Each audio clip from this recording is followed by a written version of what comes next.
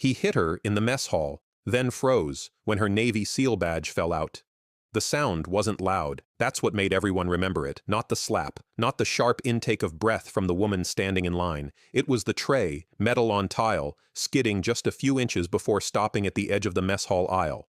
In a room built for noise, boots, voices, chairs scraping, that sound cut clean through everything.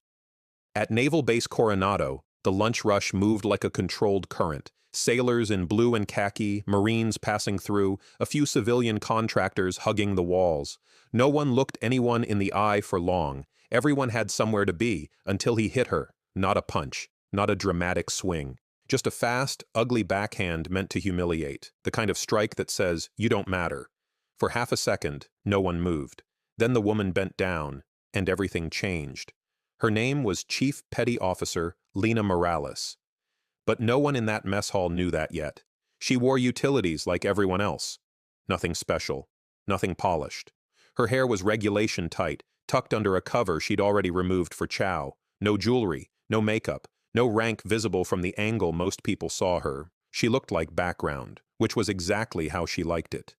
Lena had spent most of her adult life learning how to disappear in plain sight, how to become unremarkable in places where attention got people killed. Bud S. had taught her that. So had the years after. She was 5'6", lean, shoulders relaxed in a way that fooled people. Her posture said, "tired sailor, not operator." Her eyes stayed down. Her voice, when she used it, was calm and quiet. The kind of woman men like Petty Officer First Class Ryan Kessler never worried about. Kessler was standing behind her in line, irritated already. Long morning, short fuse. He'd been chewed out by his division chief an hour earlier and was still tasting it. Lena stepped forward, tray in hand. The line stalled. Kessler sighed loudly. "Move it," he muttered. She didn't respond. Not because she didn't hear him, because she didn't need to. The civilian contractor at the counter was fumbling with utensils, and Lena waited. Patient. Still. That patience, earned through cold water and darkness and screaming instructors, was mistaken for weakness. Kessler leaned closer. I said, "Move." Still nothing. Then he did something stupid. It happened fast, almost casual. Kessler reached out and struck her across the face with the back of his hand. Not full force, but enough. Enough to assert dominance. Enough to send a message, enough to make the room go quiet. Lena's head turned slightly. Her grip loosened. The tray slipped. Metal hit tile. The contractor gasped. Someone swore under their breath. A chair scraped somewhere in the back. Kessler straightened, chest puffed. "Watch where you're—" Lena was already bending down, not clutching her face, not crying, just kneeling to pick up the tray. That's when it happened. As she crouched, something slipped from the inside of her blouse, something she usually kept secured, hidden beneath layers of fabric and anonymity. A small, worn badge. It hit the floor with a soft clink, not loud enough to draw attention, but loud enough for one man sitting 3 tables away to hear it. Senior Chief Mark Harlan froze mid-bite. He'd spent 22 years in the Navy, 8 of those attached to teams he never talked about. He knew that sound. He looked up just as Lena reached for the badge and saw it, a naval special warfare insignia, dulled with age. Not the shiny kind worn for show. This one had been carried, rubbed smooth, earned, the SEAL trident. Harlan's stomach dropped, because he knew what that meant. Not just that she was a SEAL, but that she was someone who had chosen, very deliberately, not to look like one. He looked at Kessler, then back at Lena, and realized he was about to witness a career end in real time.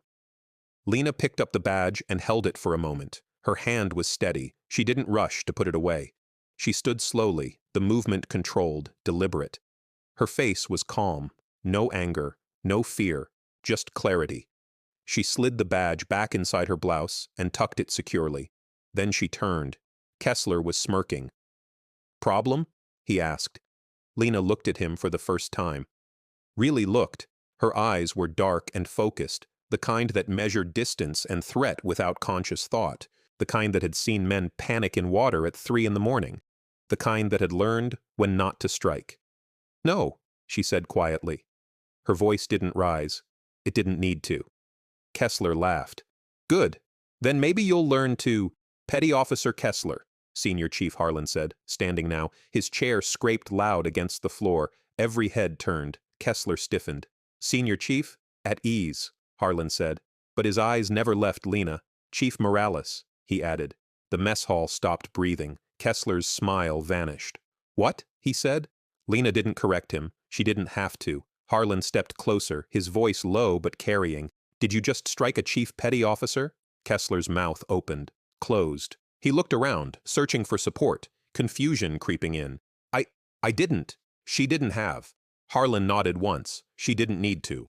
The officer of the day appeared from the far end of the hall, alerted by the sudden stillness. A lieutenant commander, clipboard in hand. What's going on? Harlan didn't answer immediately. He looked at Lena. She met his gaze. A silent exchange passed between them. Years of shared understanding compressed into a second. She gave a small nod. Permission. Harlan turned. Assault, he said. In uniform, on a senior enlisted, witnessed by half this room. The LCDR blinked. Is that accurate? Lena finally spoke. Yes, sir. Her voice was even. No accusation, no drama, just truth. The lieutenant commander looked at her face, already faintly red, and then at Kessler. Petty officer, he said carefully. Step away from the line. Kessler didn't move. He was staring at Lena now, at her posture, her calm. The way people around her had shifted, not toward him, but away. Sir, he said, I didn't know. That, the LCDR said, is not a defense. As base security escorted Kessler out, whispers started. Was that, did you see, seal? Lena picked up a new tray. The contractor's hands were shaking as he passed it to her. I'm sorry, Chief, he whispered. Lena shook her head gently. Not your fault. She moved down the line, collected her food, and sat alone at a table near the window. She ate slowly, methodically, like nothing had happened. But inside, something old and heavy had shifted. She hadn't wanted this. She'd transferred to Coronado under a quiet billet, training oversight, evaluation, internal compliance, a role that let her watch without being seen because she'd seen what happened when silence protected the wrong people. And now, silence had been broken. Across the base, phones began to buzz. A report was filed, witness statements queued up, and somewhere in an office without windows, a commander read a name and went very still. Chief Petty Officer Lena Morales. The woman they'd hoped would stay invisible. The woman who knew where the bodies were buried, and the woman who had just been publicly struck and had chosen not to strike back. Not yet. The room was designed to make people talk. No windows, no clocks. Pale gray walls scrubbed clean of personality. A single table bolted to the floor. 3 chairs, 2 on one side, 1 on the other. Fluorescent lights that hummed just loud enough to keep your nerves awake. Command Investigation Room. B. Lena Morales had sat in rooms like this before, some overseas, some with interpreters, some where the wrong answer got someone hurt later. This one was supposed to be different. It wasn't. She sat alone on the far side of the table, hands folded loosely, back straight but not rigid. Her face still carried the faint mark from Kessler's hand, more insult than injury, but visible. That mattered. The door opened. Commander Elliot Reeves, base legal, stepped in first. Mid-40s, precise haircut, eyes trained to look neutral even when he wasn't. Behind him came Captain Sarah Whitmore, executive officer of the installation, sharp uniform, sharper reputation. Whitmore closed the door herself. The click echoed. Chief Morales, she said. Thank you for coming in. Lena nodded. Ma'am? Reeves sat, opened a folder thick with forms that already smelled like bureaucracy. This is an informal fact-finding interview, he began. You're not under investigation. You may stop at any time. Do you understand? Yes, sir. Whitmore studied Lena closely. Before we begin, Whitmore said, I want to be clear. What happened in the mess hall is serious. Lena didn't answer. She waited. That silence made people uncomfortable. It always had. Reeves cleared his throat. Walk us through the incident, he said, pen poised. From your perspective, Lena spoke evenly, like she was reading coordinates. I was in the lunch line. The line stalled. Petty Officer Kessler struck me with the back of his hand. My tray fell. Senior Chief Harlan witnessed the incident. Others were present. She stopped. Reeves blinked. That's concise. It's accurate. Whitmore leaned back slightly. "Chief," she said carefully, "was there any exchange before the strike? Verbal provocation?" "No, ma'am." "Any prior interaction with Petty Officer Kessler?" "No, ma'am." Reeves glanced at Whitmore, then back at Lena. "Did you identify yourself by rank or billet before the incident?" "No, sir."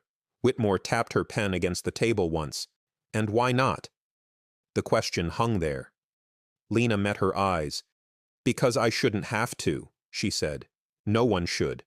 A beat Reeves shifted in his seat. Whitmore didn't look away. "Chief Morales," Reeves said, lowering his voice, "you have an extensive service record." Lena didn't respond. "Decorations, deployments, special assignments." He flipped a page. "You're currently attached here under a limited visibility oversight role." "Yes, sir," Whitmore interjected. "A role that requires discretion." "Yes, ma'am." Whitmore folded her hands. "This incident," she said, "puts a spotlight where one wasn't intended." Lena nodded once. "I understand." "Good," Whitmore said. "Then you'll understand why Command may prefer this be handled administratively." There it was, the soft version. Reeves slid a document across the table. "Petty Officer Kessler has no prior disciplinary record. He claims he believed you were a junior sailor who ignored a lawful order to move." Lena didn't look at the paper. "He struck me," she said. "Yes," Reeves agreed quickly. "Which is why he's facing non-judicial punishment. Reduction in rank. Mandatory counseling." Whitmore leaned forward. "No court-martial," she said. "No broader inquiry." Lena finally looked down at the document, then pushed it back. "With respect," she said, "that response addresses the strike." Whitmore raised an eyebrow. "And it doesn't address the culture that allowed it." The room went very still. Reeves exhaled slowly. "Chief," he said, "this base has over 6,000 personnel. We cannot fix what we don't measure," Lena finished quietly. Whitmore's jaw tightened. "You're overstepping." Lena shook her head. "No, ma'am. I'm doing exactly what I was brought here to do." Silence. Reeves closed the folder. "Explain." Lena sat back slightly, but her voice didn't soften. "I wasn't transferred here for training oversight," she said. "That was the cover." Whitmore's eyes sharpened. "I was assigned to quietly evaluate patterns of misconduct," Lena continued. "Specifically incidents involving abuse of authority that go unreported or are minimized." Reeves frowned. "That's not in this file. It wouldn't be," Lena said. Whitmore stared at her now, not as a victim, not even as a chief, but as something more dangerous. An internal mirror. "And what have you found?" Whitmore asked. Lena held her gaze. "A pattern." Reeves shifted uncomfortably. "Chief," he warned, "be careful." Lena nodded. "I am." She took a breath. "In the last 14 months," she said, "there have been 17 informal complaints involving physical intimidation or assault in common areas. Mess halls, gyms, maintenance bays." Reeves's pen stopped moving. "Only 4 resulted in formal action," Lena continued. "All involved junior enlisted. None involved senior personnel." Whitmore's face was unreadable. "Kessler's case makes 18, Lena said, "but it's the first one with witnesses who won't look away." Reeves swallowed. Whitmore stood. She walked to the wall, stared at a framed print of the base mission statement. When she spoke again, her voice was controlled, but tight. "You're asking for a command-level investigation." "Yes, ma'am, that will have consequences." "Yes, ma'am. For you," Whitmore added. Lena didn't hesitate. "I know." Whitmore turned back. "For years," she said, "this installation has maintained one of the highest operational readiness scores in the fleet." Lena nodded. "And how many sailors learned to keep their heads down to protect that score?" Lena asked. Reeves looked between them like a man watching weather roll in. Whitmore studied Lena for a long moment. "You could have hit him back," she said quietly. Lena's voice was steady. "That would have been easier. And you chose not to." "Yes, ma'am." "Why?" Lena thought of cold water, of men breaking, of instructors watching silently. "Because violence ends a moment," she said. "Truth ends a system." Whitmore exhaled slowly. She picked up the document Lena had pushed back, tore it cleanly in half. Reeves's eyes widened. Whitmore walked back to the table. "All right," she said. "You get your investigation." Lena nodded once, but Whitmore wasn't finished. You should know, she added, this will not stay contained. People will dig, careers will be threatened. Lena met her eyes. They already were, she said. Just not the right ones. When Lena stepped back into the corridor, the air felt different. Word travels fast on a base, too fast. She could feel eyes on her, not hostile, not friendly, assessing. Senior Chief Harlan waited by the wall. He didn't speak until they were alone. You just made enemies, he said quietly. Lena nodded. I know. Harlan hesitated. You also made something else. She looked at him. Noise, he said. The kind people can't ignore. Lena allowed herself a small, tired smile. Good. Down the hall, a junior sailor watched her go, straightened his shoulders, and for the first time in months, didn't look down. By morning, the story had changed. Not the facts, the tone. At Naval Base Coronado, news never traveled straight. It curved, softened, sharpened, depending on who was telling it and who was listening. By 700, what had been assault in the mess hall became a misunderstanding. By 900, it was an unfortunate interaction. By 1100, it was a distraction from readiness. And by noon, Lena Morales could feel the shift. Not open hostility, something worse. Polite distance. Lena was in her office, a borrowed space with a desk, a terminal, and no personal items, when the knock came. 3 taps. Measured. She looked up. Come in. Lieutenant Commander Paul Denton stepped inside, closing the door gently behind him. He wore his khakis perfectly, too perfectly. His smile never reached his eyes. Chief Morales, he said. Got a minute? She gestured to the chair across from her. Denton sat, crossing one leg over the other. I wanted to check in, he said. Make sure you're settling in okay after yesterday. I am, Lena said. Good. Good. He nodded, then leaned forward slightly. I'll be candid. Some people are concerned. About? The direction this is going. Lena waited. Denton smiled again. You're a respected operator. Your record speaks for itself. No one wants to see that overshadowed by accountability? Lena finished. His smile tightened. By politics, he corrected. This base runs on trust, on cohesion. Trust doesn't survive silence, Lena said. Denton sighed, as if disappointed. You know, he said, there are ways to resolve these things without formal inquiries, such as apologies, mediation, counseling. He spread his hands. Closure. Lena's voice stayed calm. Who gets closure? Denton paused. Everyone, he said. She shook her head. No, she said. Just the ones who benefit from forgetting. The room cooled. Denton leaned back. I'd hate to see your career stall over this, he said quietly. Lena met his gaze. I didn't join for a career, she said. I joined for a standard. Denton stood. I hope you reconsider, he said. So do I, Lena replied. He left without another word. The retaliation didn't come as punishment. It came as friction. Her access credentials failed twice that afternoon. Her scheduled briefings were postponed indefinitely. A data request she'd submitted weeks ago came back denied. No explanation. By 1600, she was reassigned from oversight meetings to administrative review. A desk job. Harlan found her in the corridor. They're trying to bury you in paper, he said. Lena nodded. I expected that. You okay? She considered the question. Yeah, she said. They've noticed.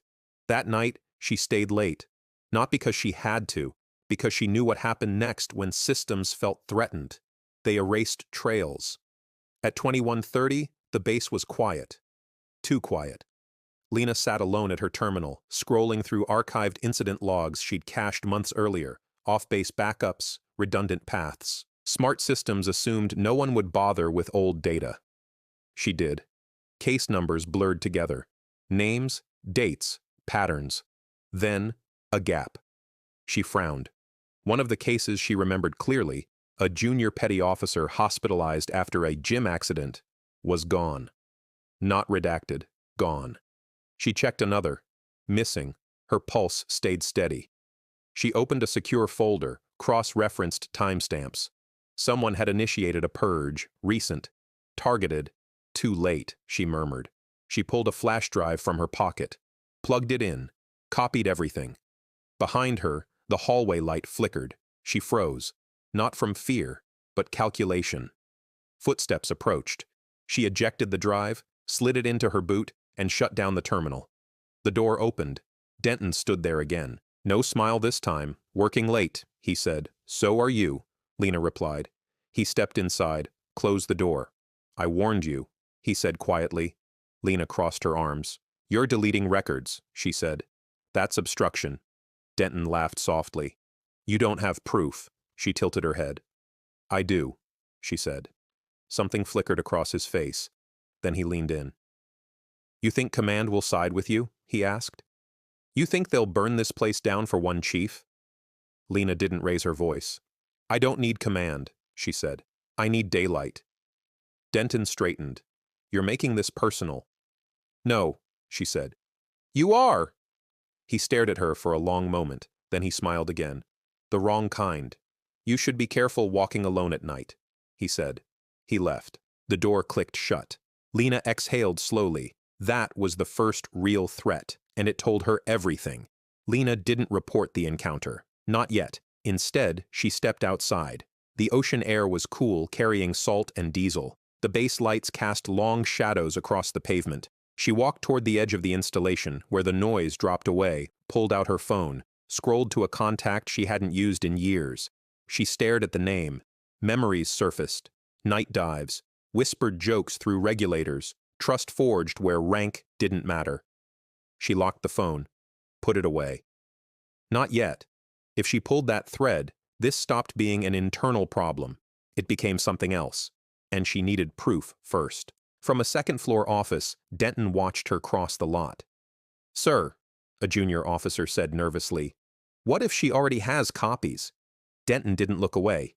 Then we make sure she doesn't get the chance to use them. And if she does... Denton's jaw tightened. Then we discredit her. Outside, Lena paused. She felt it then, the old sensation, eyes on her.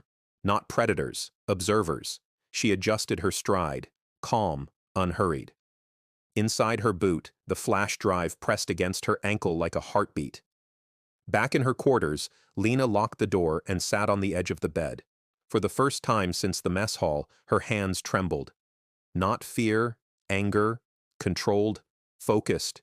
She pulled the flash drive out and stared at it. This is why, she whispered. This was why she'd endured the quiet, the dismissal, the isolation. Because systems didn't change from speeches. They changed when someone refused to flinch. She opened her laptop, encrypted the files, prepared a dead man's switch. Then, finally, she made the call. It rang once, twice. Then, Morales, a familiar voice said. I was wondering when you'd call. Lena closed her eyes. It started, she said. There was a pause. Send coordinates, the voice replied. And don't walk alone. Officially, nothing happened that night. No logs, no duty reports, no incident numbers, which is exactly why it mattered. Naval Base Coronado looked different after midnight. The noise fell away. The colors flattened. Sodium lights painted everything the same dull amber. The ocean beyond the perimeter fence breathed slowly, indifferent to rank or reputation. Lena Morales moved through the dark without hurry. She wore civilian PT gear now, gray hoodie, running shoes, hair tucked under a cap. To the cameras, she was just another body moving through a familiar route, but she wasn't running, she was counting, steps, corners, reflections in windows. At 0023, a black SUV rolled past the far intersection and didn't slow. At 0026, it passed again. Lena adjusted her path toward the old equipment sheds near the waterfront.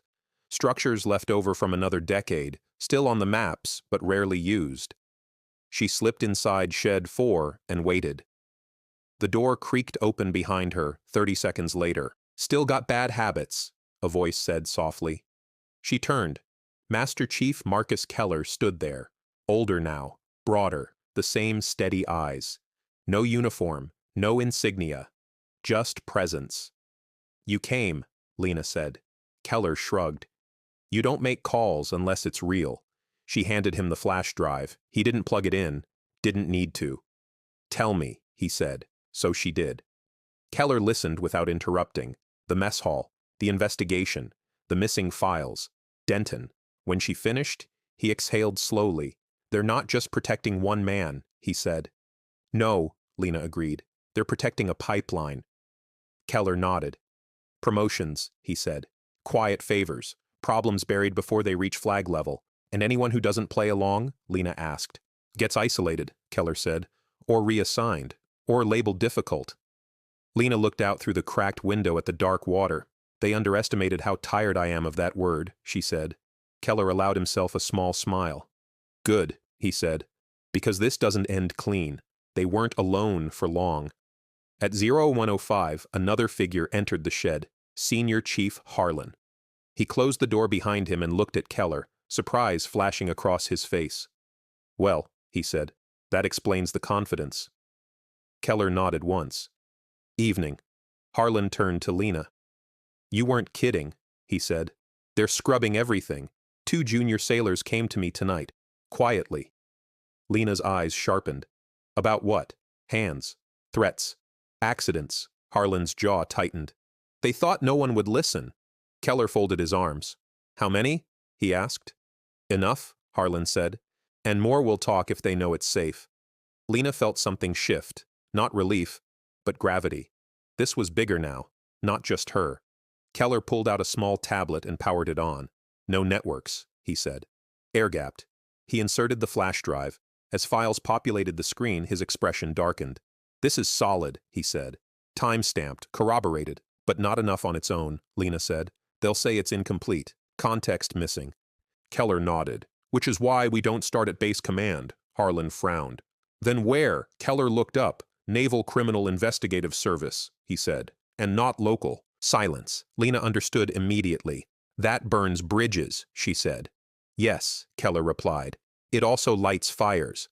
Harlan swore under his breath. They'll know it was us. Keller met his gaze. They'll know it was right, he said. Eventually. Lena felt the weight settle fully now. If this went forward, there was no returning to quiet oversight, no more invisibility. She nodded. Do it, she said. At 02:30, Denton's phone buzzed. He answered on the second ring. Yes? A voice on the other end was tight, urgent. They pulled external access logs, the voice said. Someone copied archived files. Denton sat up. When? Tonight. Find out who. Denton snapped. A pause. We think it was Morales. Denton closed his eyes. Lock her out, he said. Everything.